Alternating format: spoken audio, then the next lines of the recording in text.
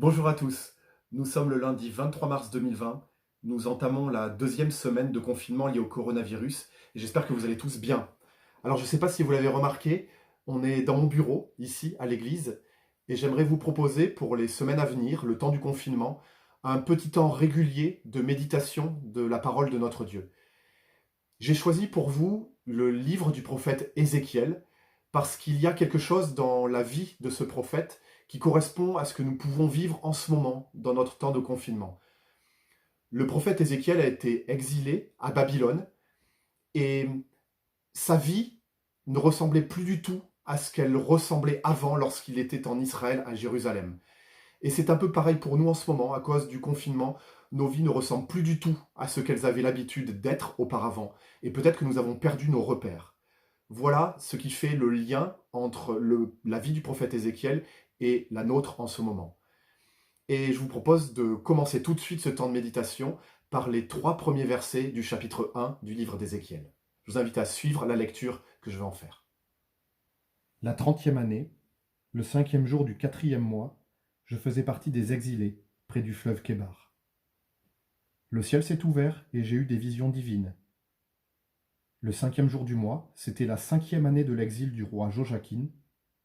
La parole de l'Éternel a été adressée à Ézéchiel, le fils du prêtre Buzi, dans le pays des Babyloniens, près du fleuve Kébar. C'est là que la main de l'Éternel a reposé sur lui. C'est un texte ancien et le contexte ne nous est pas du tout familier, mais heureusement pour nous, Ézéchiel a placé dans le texte un certain nombre de repères, des marqueurs temporels et des marqueurs de lieux qui vont nous permettre de nous repérer et de comprendre quand et où se déroule l'action qu'Ézéchiel nous raconte. Je vous invite à regarder avec moi le texte un peu plus en détail. Au verset 2, nous avons un marqueur temporel qui nous permet de nous situer très précisément. C'était la 5e année de l'exil du roi Joachim. Cet exil a eu lieu en 597 avant Jésus-Christ.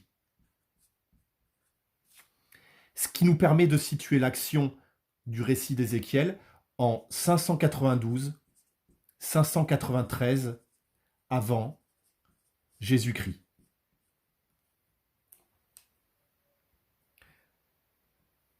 En 597, l'armée babylonienne prend Jérusalem et le roi Nabuchodonosor ou Nabuchadnezzar, le roi babylonien, exile le roi israélite de l'époque, Joachim, ainsi que sa famille et les grandes familles de Jérusalem. Ézéchiel, en tant que fils du prêtre Buzi, fait partie de ces grandes familles et il est exilé en Babylonie. On trouve toute cette histoire dans le 2e livre des rois, au chapitre 24. Le deuxième marqueur qui nous intéresse, c'est un marqueur de lieu qui nous permet de comprendre l'action. Nous apprenons qu'Ézéchiel fait partie des exilés et qu'il se trouve près du fleuve Kébar au verset 1. Ce qui est redit au verset 3, il est dans le pays des Babyloniens, toujours près du fleuve Kébar. Mais où est donc ce fleuve Kébar et quel est le pays des Babyloniens? Voici une carte qui nous permettra de comprendre où a vécu le prophète Ézéchiel. C'est une carte avec les frontières actuelles. On y retrouve la Turquie, la Syrie, le Liban, Israël, l'Égypte, l'Arabie saoudite, la Jordanie, le Koweït, l'Iran et le pays qui nous intéresse ici, l'Irak, qui correspond à l'empire babylonien de l'époque d'Ézéchiel. Ce grand empire babylonien est baigné par 2 grands fleuves très connus. Le Tigre et l'Euphrate. Et ce fameux fleuve Kébar dont nous entendons parler ici est un affluent de l'Euphrate. À l'époque d'Ézéchiel, la capitale de ce grand empire est Babylone,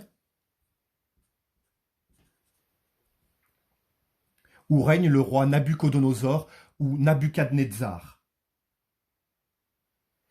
Ézéchiel et ses compatriotes israélites, 10 000 personnes environ, vont donc être déportés depuis Jérusalem jusqu'à une ville qui est située sur les fleuves du rive Kébar.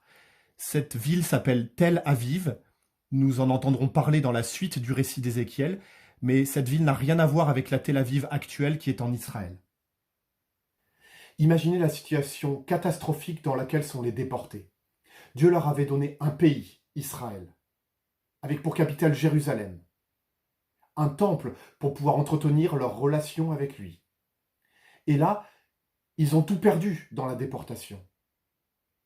Ils sont loin de leur pays, loin de leur capitale, loin de leur temple, loin de Dieu.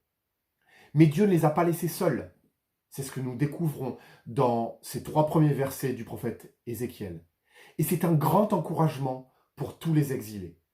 Alors qu'ils sont loin de tout, qu'ils n'ont plus aucun repère, Dieu leur fait grâce. Il se révèle à l'un d'entre eux, Ézéchiel, fils du prêtre Buzi.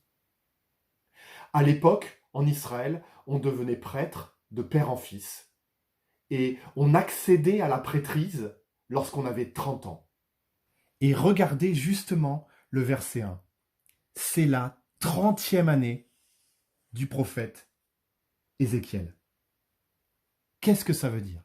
Eh bien, ça veut dire que contre toute attente, Dieu se révèle à Ézéchiel l'année même où il aurait dû entrer en fonction dans le temple de Jérusalem.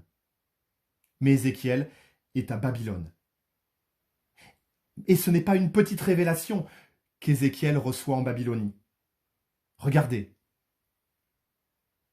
Le ciel s'est ouvert. Il a eu des visions divines.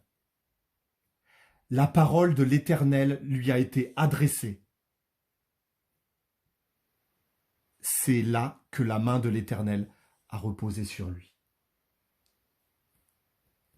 Les amis, nous ne sommes pas exilés en Babylonie, mais nous vivons une période de vie qui est inédite.